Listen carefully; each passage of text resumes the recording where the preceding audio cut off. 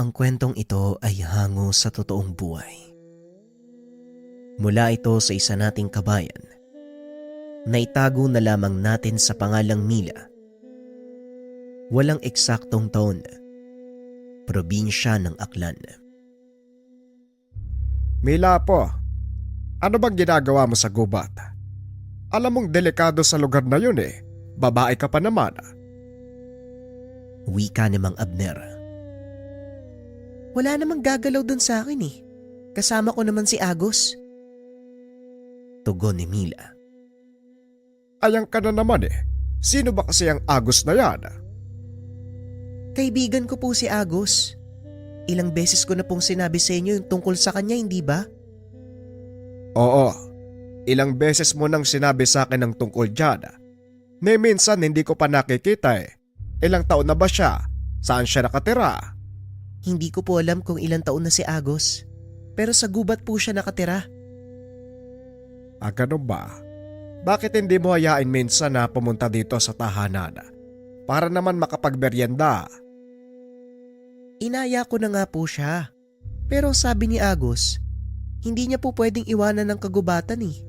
May mahalagang bagay siya doon na binabantayan. Kaya ako na lang po yung pumupunta. Pag-uusap ng maglolong Mag-Abner at Mila. Nang mga panong iyon, 12 taong gulang pa lamang ang paslit.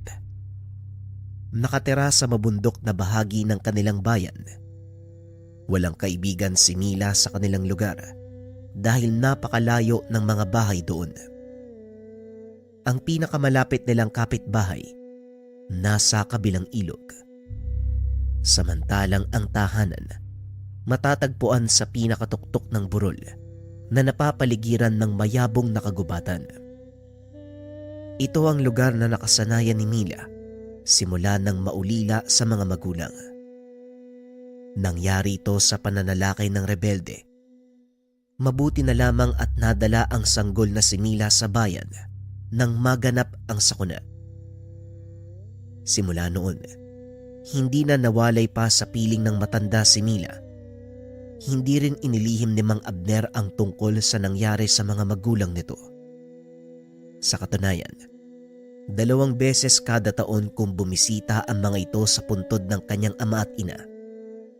Isa sa tuwing anibersaryo ng kamatayan ng mga ito at sa tuwing sasapit ang undas. Madalas itong maglaro sa kagubatan kung minsan inaabot ito sa paglubog ng araw. Ilang beses na itong pinagsabihan ni Mang Abner, ngunit patuloy pa ring bumabalik si Mila sa gubat. Ligtas naman tuwing umuwi ng tahanan, kung minsan may malalaking isda at ligaw na prutas pa itong dala.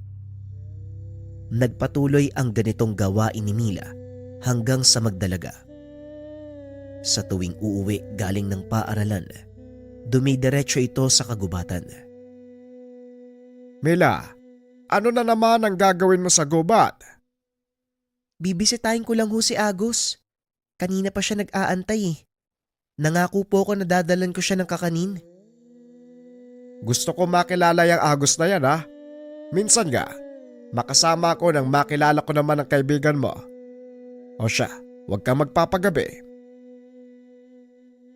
Nagmamadaling lumabas ng tahanan ng dalaga papunta sa kagubatan. Naisipan ni Mang Abner na sundan ng dalaga para malaman kung ano ang ginagawa nito at bakit palaging nagpupunta sa gubat. Marahang naglakad ang matanda papasok sa kagubatan. Hindi nito alam kung saan nagpupunta si Mila. Kaya nahirapan siya sa paghanap, lalo pat napakasukal ng lugar. Nagpa siya si Mang Abner na umuwi na lang, antayin na bumalik ang apo. Akmang lalabas na sana ang matanda nang biglang makarinig ng tawa mula sa malaking nilalang. Dito na nagsimulang mag-alala si Mang Abner. Sinundan nito ang pinagmumula ng tawa. Natunto nito ang malawak na kapatagan sa gitna ng gubat, punong-puno ng magandang uri ng bulaklak. Nakaupo si Mila sa taas ng malaking bato habang nakatingin sa malaking puno. Nagtago si Mang Abner sa likod ng malaking puno upang obserbahan ang nangyari sa apo. Nanlaki ang mga mata nang biglang magpakita ang isang malaking nilalang na may katawan ng tao at may ulo ng kalabaw.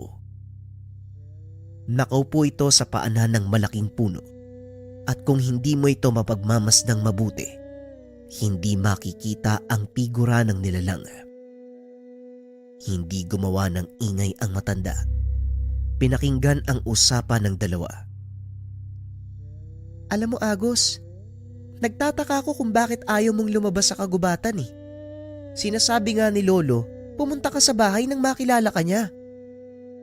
Nasabi ko na sa iyo noon, hindi pwedeng iwanan ang kampilan ng aking Panginoon.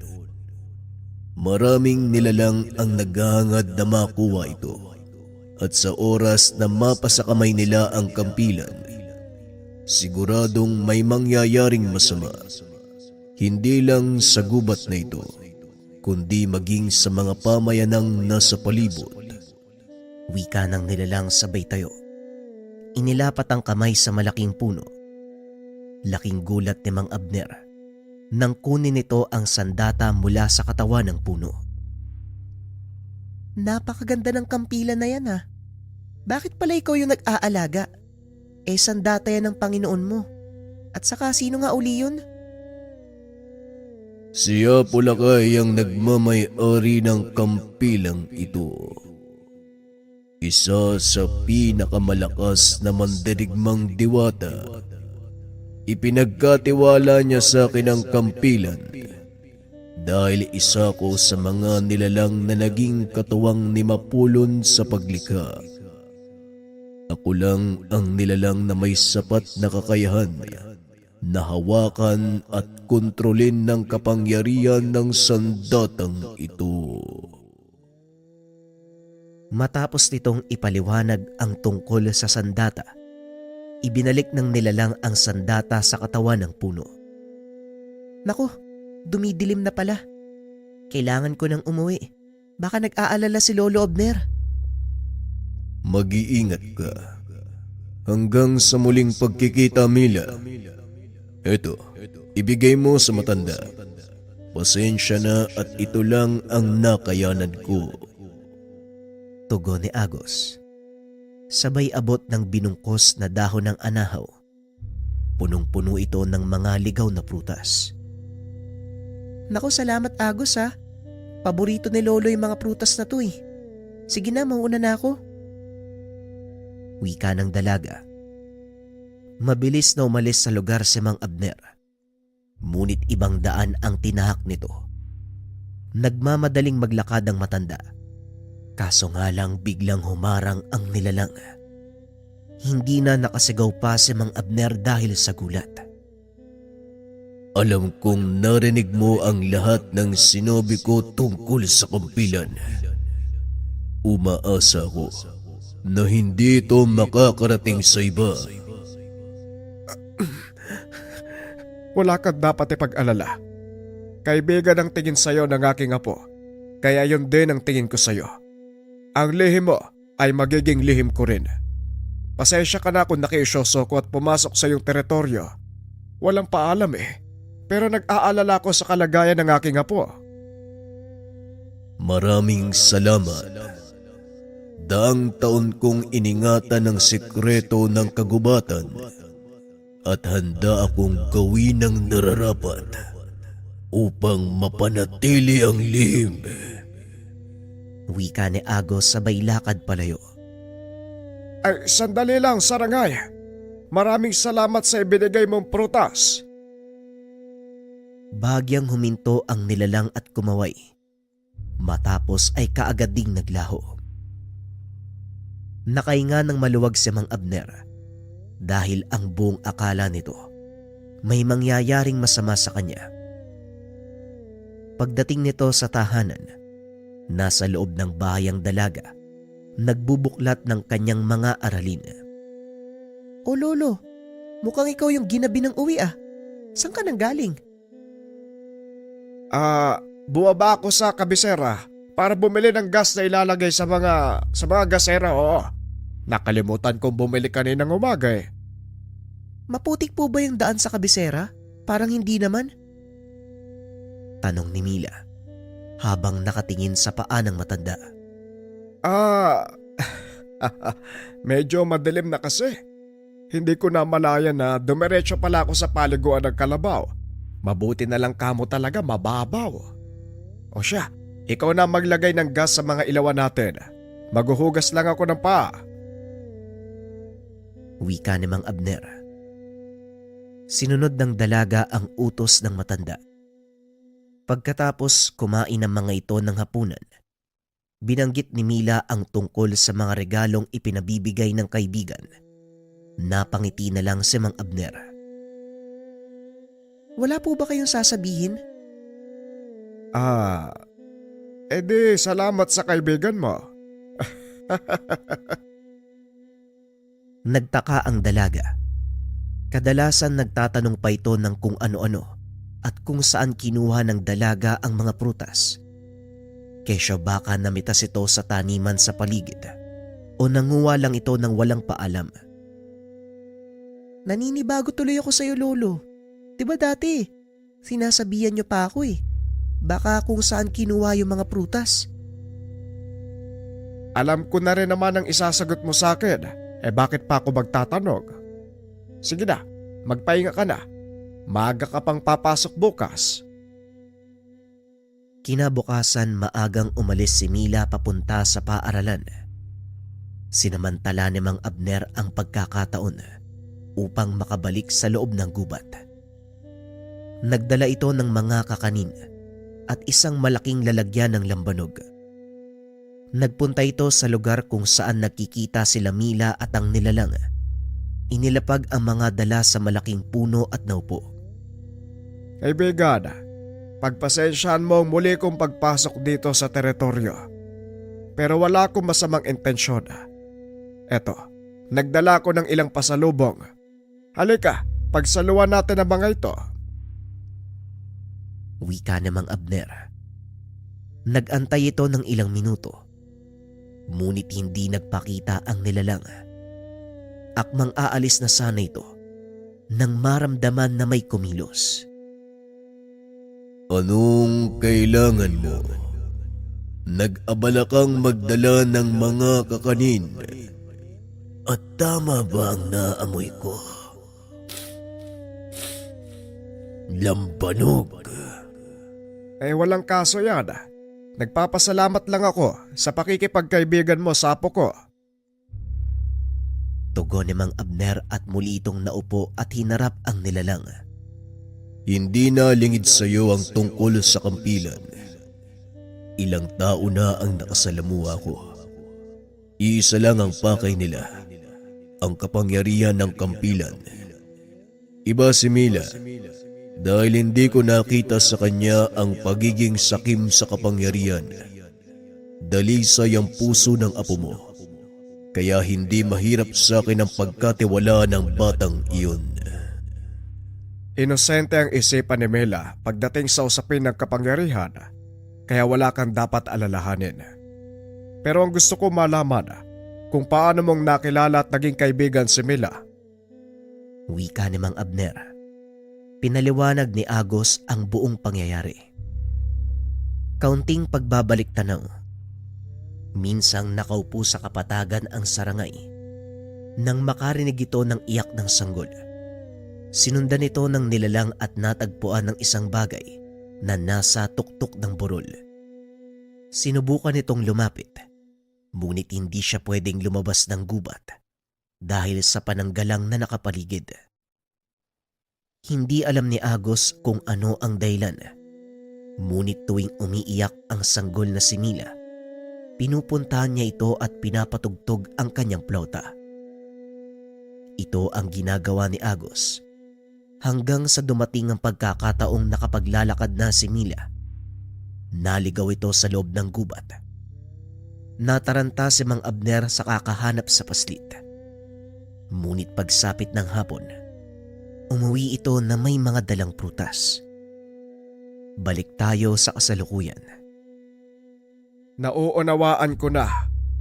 Hindi na ako magtatanong kung paano kang nakapunta sa lugar na ito. Siguradong hahaba ang usapan eh. Ang mabuti pa, magsalo na lang tayo sa dala kong pagkain. Dito unti-unting nakilala ng matanda ang ugali ni Agos.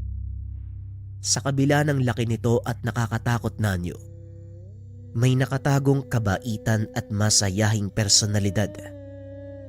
Matapos ang tagpong iyon, nagpa siya ang matanda na umuwi bago pa ito abutan ng hapon. Masaya kong makilala ka, Abner. Nakakalungkot lang dahil hindi ako maaaring umalis sa gubat na ito para samahan ka papunta sa iyong tahanan. Mag-iingat ka sa daan. Huwag kang mag-alala, Agos. Kabisado ko naman ang daan palabas eh. Pakiusap lang, huwag mong sasabihin kay Mela na magkakilala na tayo. Walang problema sa akin. Salamat din sa pagkain at masarap na lambanog. Ulitin natin ito sa mga susunod pang pagkakataon. Pagdating sa tahanan, saktong papasok na si Mila sa kanilang bakuran. Nagmamadali itong nagbihis para pumunta sa kagubatan. Nagmano lang ito sa matanda at kagad nang tumuloy. Ngunit sa kalagitnaan ng paglalakad, napahinto ang dalaga. Lolo, bakit parang amoy lambanog kayo? At saka, hindi po ba kayo magtatanong? Alam ko na kung saan ka pupunta kaya sige na nang makabalik ka ng maaga. Napainom lang ako ng kaunti kanina sa kabisera. Kunti lang naman. Tugon ni Mang Abner. Habang naghahanda ng hapunan ang matanda, napansin nito ang pangkat ng mga kalalakihan na papasok ng kagubatan. Dumaan ito sa loob ng kanyang bakod, kaya naman lumabas ito ng tahanan upang magtanong. Magandang hapon sa inyo, Cesar. Maaari ko bang malaman kung saan kayo pupunta? Magandang hapon din sa'yo, tanda. Papasok lang kami sa kagubatan para mangaso. Mga dayo mula sa kabilang bayan na sakop ng syudad dito makasama ko eh. At ang lugar na ito ang napili naming puntahan. Balita ko kasi, may mga baboy ramong gumagala dito. Tugon ng isang lalaki na nagngangalang Cesar. Oo, tama kayo. Maraming ang ligaw na hayop sa lugar na ito. Yun ay sa kadailanang ipinagbabawal ng pamahalaan ng pangangaso dito. Nasa loob kayo ng bakuran ko eh. Hanggat maaari lumabas na kayo kung ayaw niyong magkaroon tayo ng malaking problema. Tumawa ang mga kalalakian. Nilapitan si Mang Abner ng isa sa mga dayo. Talagang magkakaproblema tayo kung panghimasukan mo kami sa gusto naming gawin. Huwag kang makialam, tanda. Wika ng lalaki. Brado, wala naman sa usapan ng saktan mo ang taga rito ah. Halika na, tumuloy na tayo. Bitawan mo ang matandang yan. Wika ni Cesar. Ayaw ko lang ng mga pakialamero. May mahalaga akong misyon sa lugar na ito. At sa oras na mabulilyaso, pasensyahan tayo. Dahil ikaw ang mananagot sa akin, Cesar. O na, Brando. Kaya bitawan mo na si Mang Abner. Halika na. Tumuloy na tayo. Mang Abner, pasensya na ho kayo. Napailing na lang ang matanda at muling nagsalita. Siguradong pagsisisihan niyo ang pagpasok sa lugar ng kagubatan. Kung ano man ang binabalak niyo, pakiusap. Huwag na kayong tumuloy. Muling wika ni Mang Abner. Sa pagkakataong iyon si Cesar ang kausap nito. Wala na akong magagawa, Manong. Napasubo ako eh. Pasensya na uli ah. Sige na, tutuloy na kami. Hindi na nagsalita si Mang Abner. Ngunit bigla nitong naalala si Mila.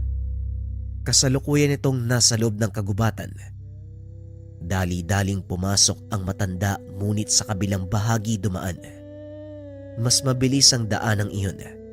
Kaya naman kagad narating ng matanda ang lugar kung nasaan sina Agos at Mila. Agos, may mga maangason na papasok sa kagubatan. Magtago ka, bilisan mo at ikaw Mila, halika na. Umalis na tayo dito. Wika ni Mang Abner. Nagulat si Mila dahil kinausap ng matanda si Agos. Teka, kumalma ka lolo, ligtas tayo dito. At saka magkakilala kayo ni Agos? Oo, Mila. Nagkausap na kami ni Abner. Tama ang dalaga. Walang sino man ang makakapasok dito kung hindi ko papahintulutan. Maaari mo bang ipaliwanag ang mga sinasabi mo? Isang pangkat na mamangaso ang dumaan sa tahanan. Papasok sila dito ngayon eh. Nakausap ko ang isa sa kanila. Ang sabi, may mahalaga silang pakay sa loob ng kagubatan. Pagpapaliwanag ni Mang Abner. Sa kalagitnaan ng pag-uusap ng mga ito, narinig ni Agos ang ingay ng paparating na pangkat. Magtago kayo sa likod ng malaking puno. Mukhang tama ka, Abner. Dito nga sila papunta. Wika ni Agos. Dali-daling nagtago ang maglolo sa likod ng malaking puno. Bigla ding naglaho si Agos at lumitaw naman mula sa kakawian ang pangkat. Malakas ang pakiramdam ko. Dito nakatago ang hinahanap namin. Mahusay, Cesar. Sa oras na makuha ko ang kampilan, may malaki kang pabuya sa akin. Hoy kayo dyan, magsimula na kayo sa paghanap. Wika ng lalaki. Ginalugad ng mga kasama nito ang paligid. Kaso nga lang wala silang makita. Mabilis namang nakalis ang dalawa sa pinagtataguan bago makapunta sa dakong iyon ang mga mangaso. Paano nalaman yung tungkol sa kampilan? Lolo, may pinagsabihan ka ba? Wala akong kinausap tungkol sa bagay na ito, Mila. Tanging tayo lang ni Agos ang nakakalam. Pasensya ka na kung hindi ko nasabi sa iyong nagkausap na kami ni Agos. Kilala ko ang taong yun. Isa siyang antingero na nangungulekta ng mga makapangyarihang kagamitan. Kailangang maalis sa lugar na ito ang kampilan, pero magagawa ko lang itong ilipat kung may isang tao na may sapat na kakayahan na hawakan ito at itago sa kanyang katawan ng sandata. Bakit hindi natin subukan, Agos? Nagulat ang matanda sa sinabi ng dalaga. Hindi nito akalaing may isip ito ng apo. Nababaliw ka na bang bata ka? Huwag na, Mila. Hindi ako makakapayag na ilagay mo sa kapamakan ng sarili mo. Tama ang lolo Abner mo, Mila. Masyadong delikado para sa isang pangkaraniwang mortal na hawakan ang sandatang ito. Tanging piling tao lang ang may kakayahang humawak ng sandata. Sila yung mga tao na nagmula o malapit sa angkan ni Apo Lakay. Pero hindi ba mas delikado kung mapupunta yan sa kamay ng mga taong yun? May punto ka. Sa ngayon, mukhang wala na tayong pagpipilian. Wika ni Agos sabay kuha ng kampilan sa loob ng isang puno. Huwag mo sabihing hahayaan mong hawakan ni Mila ang sandatang yan.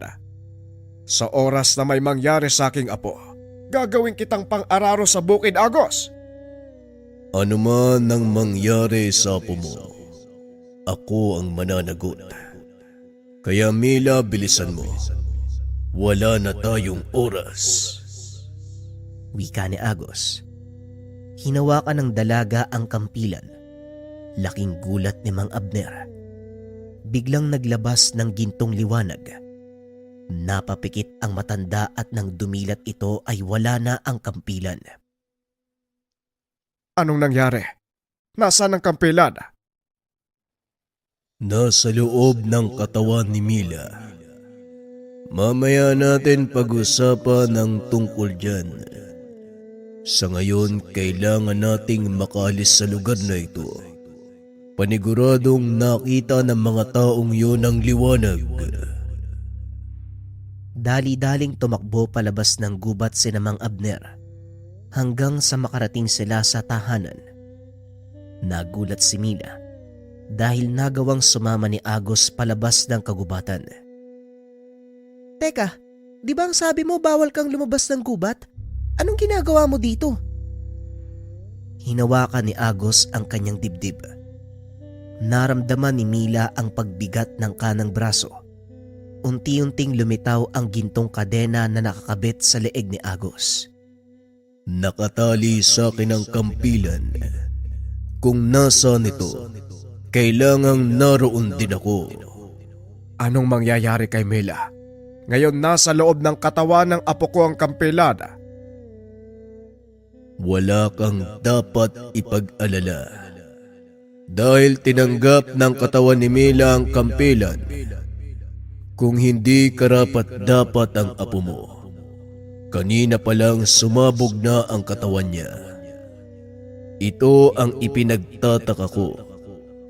Tanging mula lang sa linya ni Apo Lakay ang maaaring makahawak at mangalaga ng kampilan. Paano ka nitong napili? Hindi ko rin alam, Agos eh. Hindi ko nga kilala yung apo na sinasabi mo. Pero teka, ang ibig sabihin ba nito kung nasaan ako, nakasunod ka din? Paano kung may makakita sa'yo? Walang ibang nakakakita at nakakarinig sa akin. Maliban sa inyong dalawa ni Abner, wala kang dapat ipag-alala, Mila. Ayos pala kung ganun. Hindi ko na kailangan pumunta sa gubat para makipagkulitan sa'yo. Mag-iingat ka pa din, Mila. Lalo pa sa pakikipag-usap kay Agos sa maraming tao. Baka mamaya niyan pagkamalan kang baliw. Alam ko naman po yun, Lolo. Pero Agos, maliban sa kasama kita, may iba bang magagawa ang kampilan sa loob ng katawan ko? Kung talagang karapat-dapat ka, bibigyan ka nito ng kapangyarihan at ikaw mismo maaari itong gamitin upang ipagtanggol ang iyong sarili. Wala naman akong alam sa paghawak ng kampilan. Hindi ko nga mahawakan ng maayos yung itak namin pa nagsisibak ng kahoy eh. Kusang darating ang kaalaman sa iyo sa oras na kailanganin mo, Mila. O siya, tama na ang pag-uusap na yan. Halina kayo ng makakain. Magpahinga ka na, Mila. Maaga pa ang pasok mo bukas. Wika ni Mang Abner. Hindi lang ito nagpapahalata, ngunit nag-aalala siya para sa apo. Kinabukasan, maagang umalis ang dalaga para pumasok. Naiwang mag-isa ang matanda sa tahanan. Muling dumaan ang pangkat ni Cesar kasama ang mga mangaso na galing sa syudad. Manong, magandang umaga. Dadaan lang ho kami palabas. Walang problema. O ano, nahanap niyo ba yung pakay niyo kagabi? Hindi nga, Manong eh. Pero babalik kami sa susunod na mga araw. Baka sakaling matsyempohan namin ang nilalang na yon. Ano ba yung nilalang na hinahanap niyo? Muling tanong ni Mang Abner. Sa pagkakataong iyon, si Brando ang sumagot. Masyado ka ng maraming tanong, tanda. Huwag ka nang makialam kung ayaw mong mapahamak. Wika ni Brando at kagad silang umalis. Tuwang-tuwa ang matanda dahil alam niya na walang mapapala ang mga ito. Pagsapit ng hapon, ipinaalam ni Mang Abner kay Mila ang nangyari. Merong kakayahan ng tao na yon na maramdaman ang presensya ng kampilan.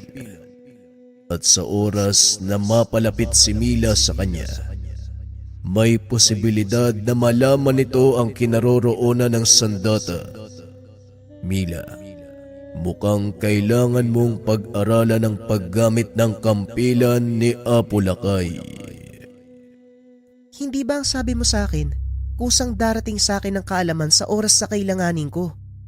Kaya hayaan mo na. Sigurado namang hindi ako papabayaan ng kampilan eh. Nandyan ka naman para protektahan ako, hindi ba? Hindi na nakapagsalita ang sarangay. Naging mapayapa naman ang mga sumunod na araw. Ngunit hindi inasahan ng dalaga na makakasalubong nito ang pangkat ni Brando sa bayan nang minsang pauwi na ito galing sa paaralan. Nakaupo ang pangkat sa harapan ng isang tindahan at saktong napadaan si Mila. Hindi sinasadyang mapatayo ang isa sa kanila at nabangga ang dalaga. Uy, ikaw! Tumingin ka nga sa dinadaanan mo. Hindi mo ba ako nakita? Sa laki mong yan, hindi pa kita makikita. Ikaw nga tong hindi nakatingin sa dinadaanan eh.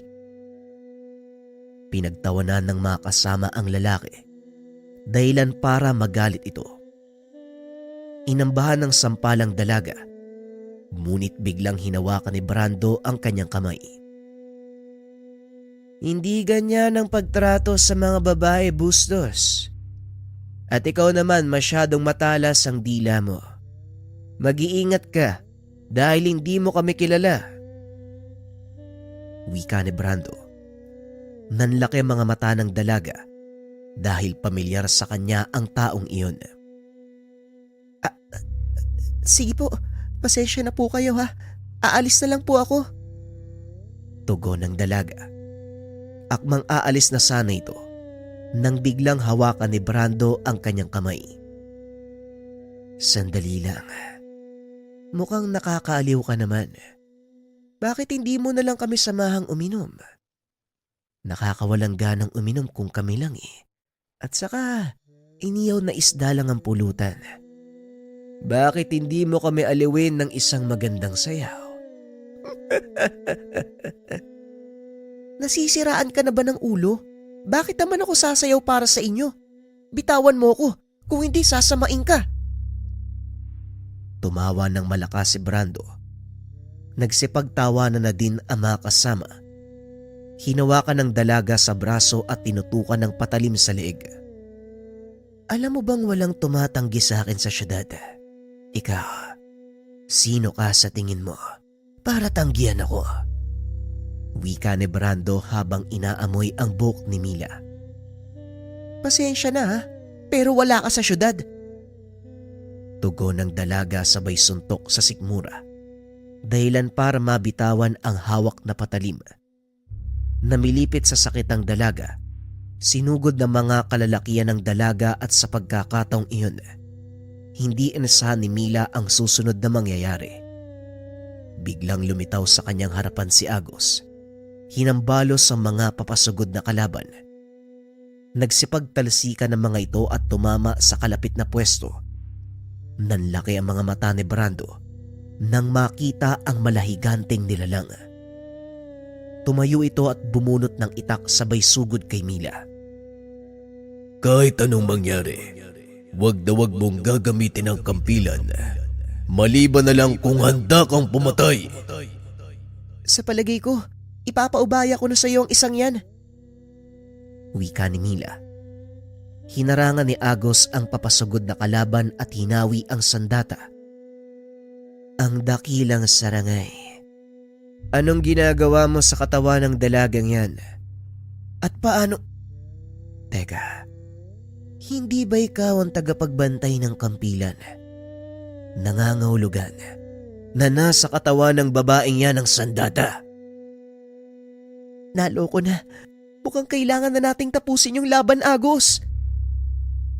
Ikaw ang makakapagpasya ng bagay na yan. Ano sa tingin mo ang makakabuti? Biglang tumakbo si Mila palayo sa lugar, dahilan para mahatak ang malaking nilalang. Kailangan natin siyang ilayo dito, Agos. Hindi ko alam kung anong kakayanang taglay ng kampilan. Natatakot ako eh. Baka pag ginamit ko marami ang mapahamak. Uulitin ko, Mila. Sa oras na ilabas mo ang kampilan, siguraduhin mong kaya mong patayin si Brando. Manganganib ang buhay mo at ni Abner. Tugon ni Agos. Huminto ang dalaga sa isang bakanting lote. Wala nang daanan. Purong kawayan ang nasa paligid. Dito natin siya lalabanan, Agos. Handa ka na ba?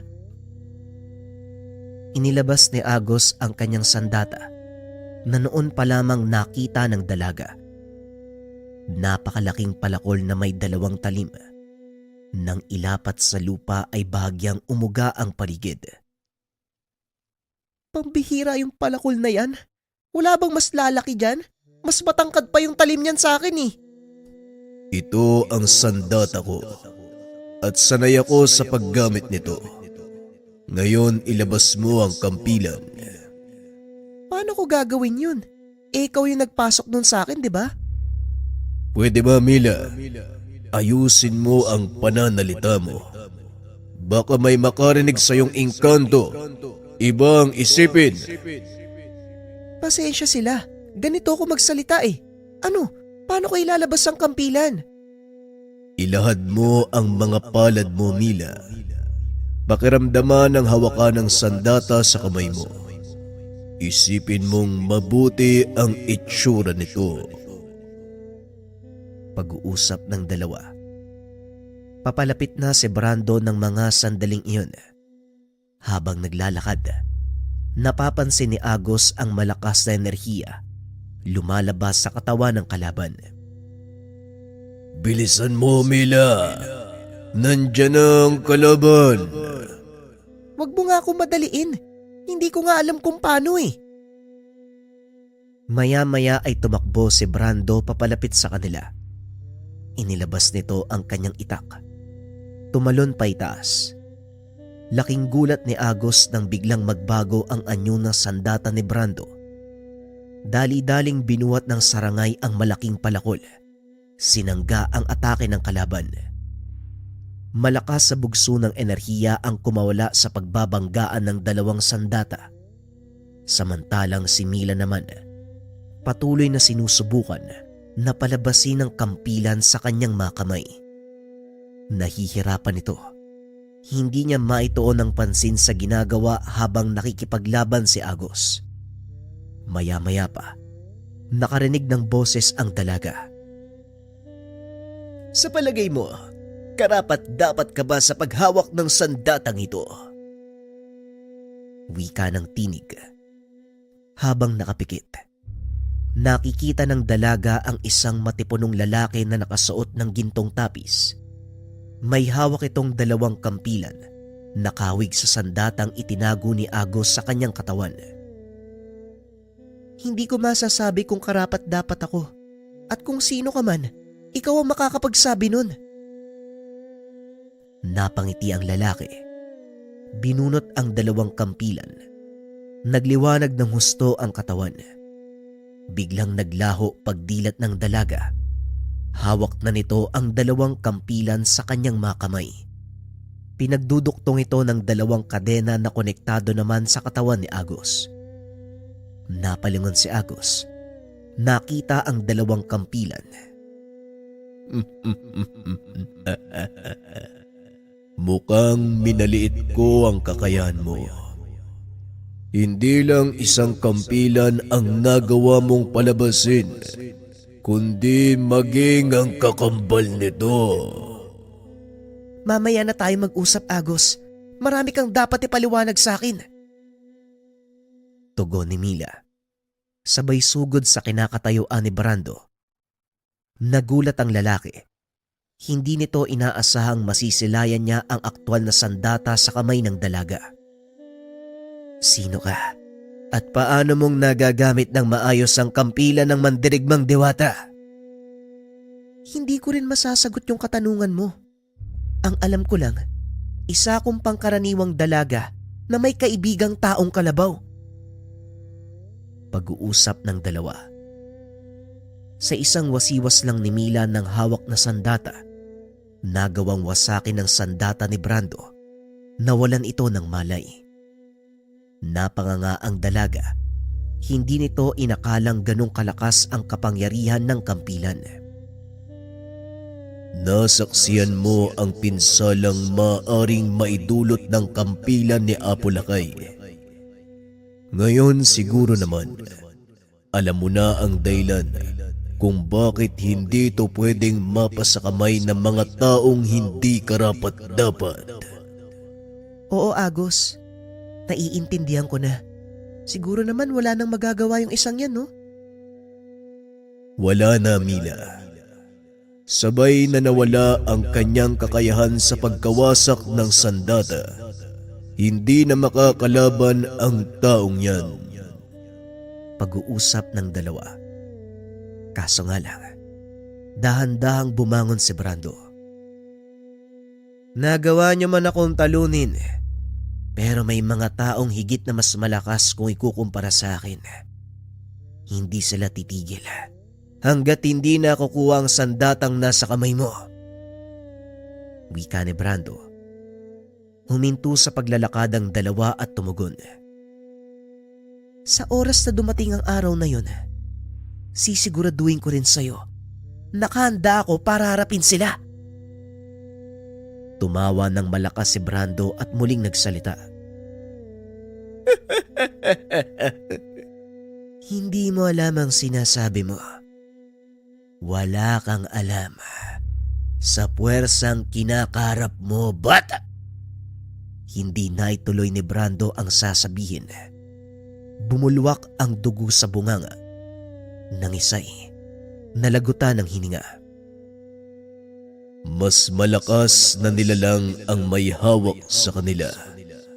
At sinisiguro nitong walang impormasyong tungkol sa kanya ang makakarating sa atin. Sa mga sandaling ito, alam na ng puwersa ng kalaban na nakalabas na sa pinagtataguan ng kampilan. Halika na, Mila. Kailangan na nating umalis sa lugar na ito. Wika ni Agos. Dali-daling tumakbo palayo sa lugar ang dalawa. Gabi na nang makarating sa tahanan ang mga ito. Katakot-takot na pangaral ang sumalubong kay Mila. Aba, namimihasa ka na Milagros. Anong oras na? Ano sa tingin mo ang ginagawa mo? Ha? Kababae mong tao, lakwatsera ka. Wika ni Mang Abner. Hindi na nito napansin ang hawak na sandata ng dalaga. Ay naku lolo, bago ka magalit ng husto, bakit hindi mo muna pakinggan ang sasabihin ko? Inatake kami ni Brando dahil dito. Kaya kami ginabi ng uwi dahil kinalaban namin siya para sana mapigilan ng nagbabantang panganib. Kaso parang lumala pa ang lahat eh. Napatingin si Mang Abner sa hawak nitong sandata. Napagtanto, ito ay walang iba kung hindi ang kampilang binabantayan ni Agos. Agos, anong ibig sabihin ni Mela? Nasaan si Brando? Wala na si Brando. Namatay ito matapos niyang kalabanin si Mila. Ang sinasabing panganib ng apo mo, ang mga nilalang na may hawak kay Brando. Hindi lang siya basta mangangaso. Isa siyang taong nakipagkasundo sa demonyo para magkamit ng malakas na kapangyarihan. At marahil ang kapalit nito, makuha niya ang kampilan at maiandog bilang pangtubos ng kanyang kaluluwa. Ano ba naman ang nangyayari to? Mela, pinalaki kita at inalagaan hindi para sa ganitong kapalaran. Ako din naman po lolo eh. Hindi ko po gusto yung mga nangyayari. Pero wala na ako magagawa, nandito na tayo eh. Naitakda ang kapalaran ni Mila simula nang isilang siya, Abner. Kahit anong gawin mong pagpigil dito, mangyayari at mangyayari ang lahat. Siguro nga tama ka, Agos. Hindi lang talaga ako makapaniwala na ganito ang kahantungan ng kaisa-isa kong apo. Tugon ni Mang Abner.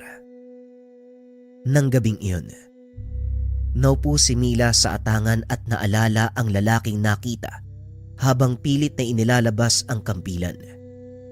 Tinawag nito si Agos upang makapagtanong. Sabihin mo nga sa akin, anong itsura ni Apo Lakay? Bakit mo naitanong? Wala lang. Sige na, sabihin mo na sa akin. Matipunong lalaki na puno ng batok ang katawan, kagaya ng nasa braso ko. May gintong tapis bilang pang-ibaba. Yan ang tipikal niyang anyo.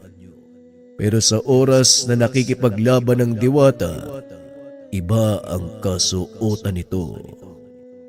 Siya nga siguro yung lalaki nakita ko nung nakipaglaban tayo kay Brando. Nangyari yun bago ko mailabas yung kampilan.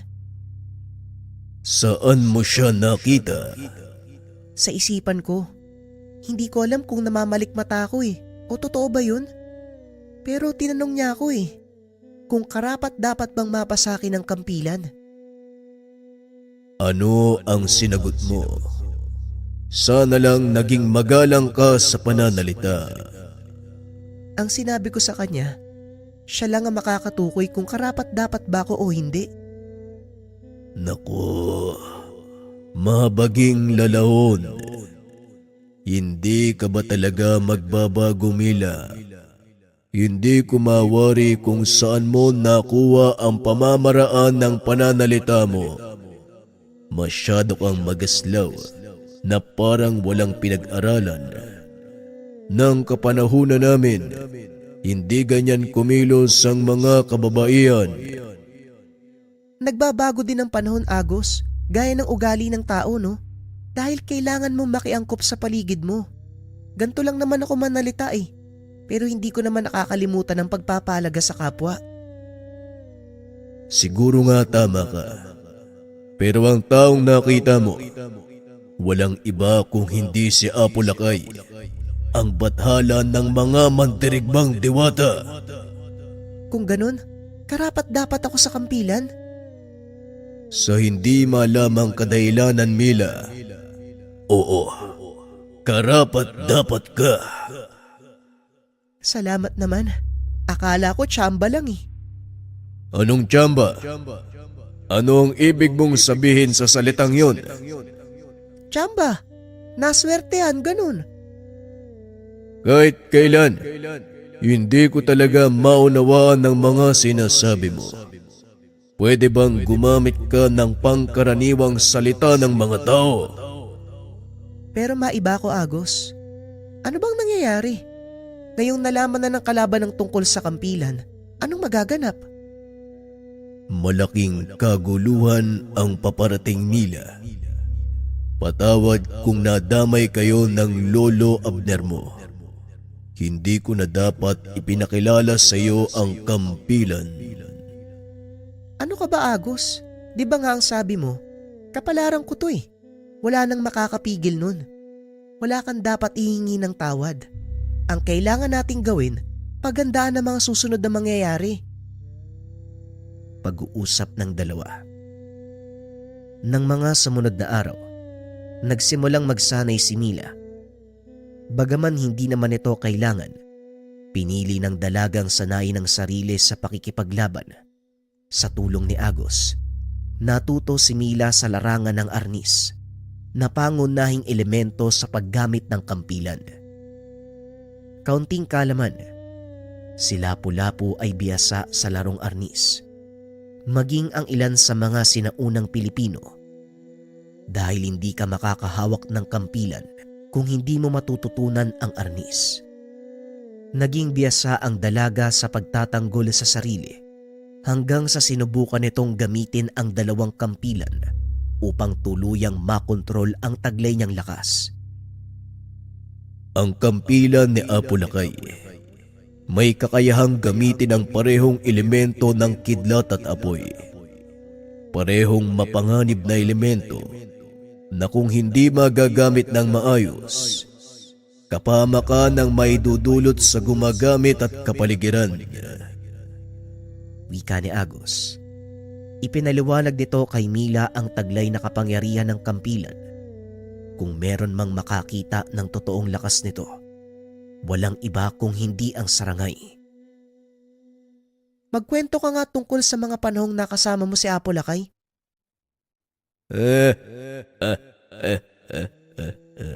Matatawa ka. Hindi maniniwala kung paanong umabot sa punto na naging tagapagbantay ako ng kampilan. Nakakapagod magsalita. Kaya heto, hawakan mo ang palakol. Hayaang maglakbay ang isipan pabalik sa nakaraan, kung saan nakikisalamuha pa ang mga diwata at bathala sa mga tao. Inilapat ni Mila ang kamay sa sandata ni Agos. Laking gulat nito. Bumalik sila sa nakaraan. Nakita nito ang mga taong nakasuot ng sinaunang damit.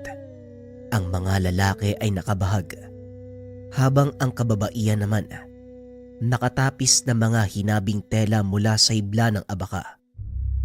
May nakasugbit na sandata sa mga bewang ng kalalakian. Ang ilan ay nagtatrabaho sa bukid. Ang ilan ay naglalakad sa daan habang nakasakay sa karosang hila-hila ng mga tao. Ito ang panahong nakagisnan ko. Ang mga nakikita mo ay pangkaraniwang mga tao. Nakabatay ang kanilang katauhan sa antas ng kapanganakan. May mga alipin, timawa o malalaya. May kadatuan. Sila yung mga angkan ng pinuno o dugong maharlika na nakakataas sa lipunan. Alam ko na yan. Napag-aralan ko na yan eh. Tugon ng dalaga. Nagpatuloy sa paglalakad ang mga ito. Nagawi sila sa isang lugar na sarado ng bakod. Ito naman ang tahanan ng Raha, ang pinuno ng buong lugar na ito. Sila ang mas malapit sa mga bathala. Napapaligiran ng makapangyarihang babaylan at malakas na mandirigma ang isang Raha. Wika ni Agos. Iginala ni Mila ang tingin sa paligid. Nakita nito ang isang lalaki na nakatayo sa sulok. Nakatayo din sa likod nito ang isang sarangay. Sino naman yung taong yun? Siya ang bathalang panday ni Mapulon. At ang sarangay na nakatayo sa likod niya ay ang aking ama, si Dagoob. Maya-maya ay nakita nito ang isang munting sarangay, nakikipaghabulan sa mga bata. Sinaway ito ng nakakatandang sarangay. Kaagad tumigil sa pakikipaglaro. Agos, hindi ganyan ang asal ng isang tagapagbantay. Umayos ka. Hayaan mo sila, Dagoob. Bata pa si Agos, kaya normal lang na makipaglaro siya. Tama siya pula kay Dagoob. Darating ang panahong matututo si Agos at sisiguraduhin ko sa iyo na magiging kasing husay mo siya. Wika ni Apo Lakay at ni Mapulon. Napatingin ang dalaga sa kaibigan. Nakitang nangingilid ang luha sa mata ng malaking nilalang. Ikaw pala yung batang sarangay na yan? Hindi ko alam na pasaway ka din pala ha? Normal lang sa bata ang ganon. Napako naman ang tingin ni Mila sa isang lalaki. Yun ang nakita niya sa isipan nang ilabas ang kampilan. Hulaan ko. Siya si Apo Lakay, hindi ba? Ano ka ba? Hindi dapat itinuturo ng ganyan ang isang batala. Wika ni Agos habang hinahawi ang kamay ng dalaga. Hayaan mo na. Hindi naman nila tayo nakikita, di ba? Ikinumpas ni Agos ang kamay. Mabilis na lumipas ang panahon. Ayon dito, walang mahalagang kaganapan sa tagpong iyon. Kaya dinala niya ang dalaga sa panahon kung saan nagsimula ang kanyang tungkulin bilang tagapagbantay ng kampilan. Nasa gitna sila ng isang digmaan. Nagkalat ang apoy sa paligid. maging ang mga bangkay ng hindi kilalang nilalang at mga mandirigmang tao. Nakatayo ang dalawang sarangay sa tabi ng isang lalaki. May hawak na kampilan sa magkabilang kamay. Nakilala ni Mila ang sandata ng isa sa malalaking nilalang. Agus, ikaw ba yung isa sa mga sarangay na yan? Oo, Mila.